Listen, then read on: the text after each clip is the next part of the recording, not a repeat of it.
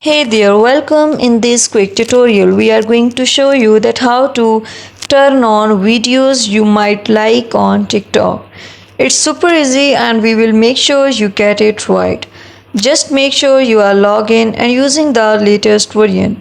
Make sure to watch the complete video and follow each step carefully to avoid forgetting anything and making mistakes. Firstly, open the TikTok app, move to the profile. Click on the three lines which appear at right top corner. Click on settings and privacy. Now click on notifications here. Scroll this bar and you have to click on videos you might like.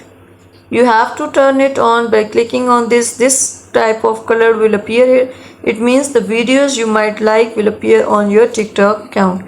Thank you so much. That was all. Please consider showing your support by commenting, liking, sharing and subscribing to our channel for more valuable content in the future. Your engagement is highly appreciated. I wish you very good luck. Thanks.